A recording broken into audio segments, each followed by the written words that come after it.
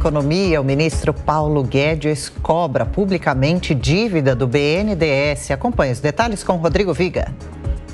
O ministro da Economia, Paulo Guedes, afirmou no Rio de Janeiro nesta segunda-feira que o BNDES ainda deve bilhões ao governo e aplicou uma verdadeira rasteira na União. A declaração foi dada durante uma cerimônia na própria sede do banco, no centro da capital, para celebrar os 70 anos da instituição financeira. Guedes estava se referindo ao passado recente do BNDES. Na gestão do PT, o Tesouro Nacional captava recursos a juros de mercado, repassava esses recursos ao BNDES, que usava as verbas para financiar empresas com juros subsidiados.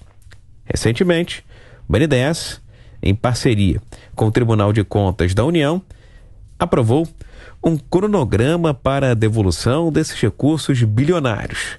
Mas, de acordo com o ministro da Economia, Paulo Guedes, o departamento jurídico do BNDES apresentou argumentos ao TCU que foram favoráveis ao Banco de Fomento. Quando a inflação sobe, o Brasil está subsidiando o BNDES. Pois o jurídico do BNDES teve a coragem de ir ao TCU para convencer o TCU que é o contrário. E o TCU caiu. Entendeu? Chegaram lá e falaram assim, olha, se a gente devolver agora, nós estamos impondo uma perda ao banco, isso é perigoso, isso é temerário. É o contrário. Vocês estão se beneficiando de um subsídio que vocês deveriam estar devolvendo, porque o Brasil está em guerra, está precisando desse dinheiro. E a nossa geração tem que pagar para isso.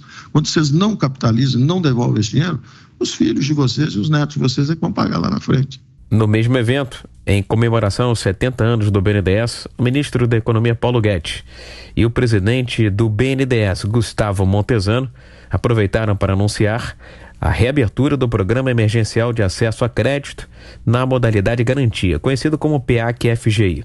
Nessa segunda etapa, além das pequenas e médias empresas, vão ser apoiadas também as microempresas e os microempreendedores individuais que fazem parte do MEI, com uma expectativa de alavancagem de mais de 20 bilhões de reais em financiamento até o final do ano que vem.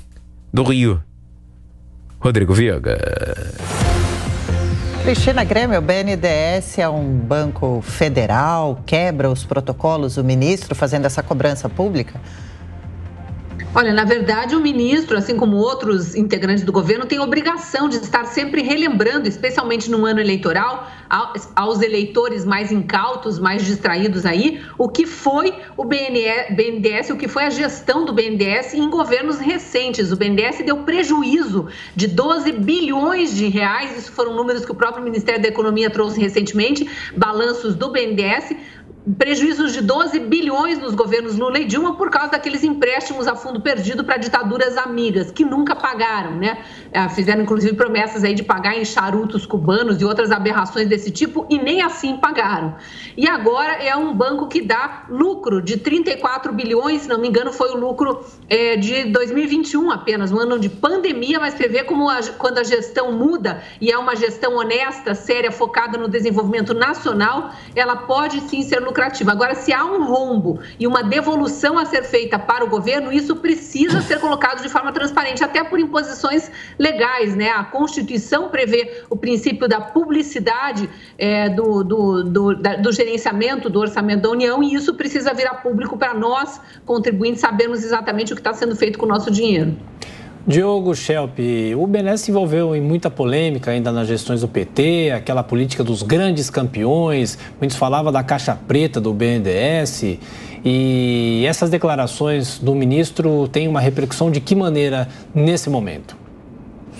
Pois é, Tiago, parece uma retomada, né, de um assunto que, na verdade, foi ultrapassado. A gente precisa lembrar aqui que o atual presidente do BNDES, o Gustavo Montezano, foi indicado pelo presidente Jair Bolsonaro. E também o seguinte, o BNDES de fato teve no passado uma utilização que muitos consideram indevida, porque fazia aí empréstimos, financiamentos privilegiados e havia empresas como a Odebrecht que concentrava uma grande parcela dos recursos, principalmente naqueles naqueles financiamentos para internacionalização, né, dessas empresas, mas essa política foi deixada para trás. E há mudanças na gestão do BNDES, há mudanças, inclusive, na transparência com que é dada para os dados e para os financiamentos, o que é muito positivo. Então, eu considero que essa lavagem de roupa suja em público é absolutamente desnecessária, quando temas como esse podem ser resolvidos com transparência, ainda assim, mas não dessa forma, não com esse tom, como se fosse um pito, como se fosse uma bronca de um pai para um filho.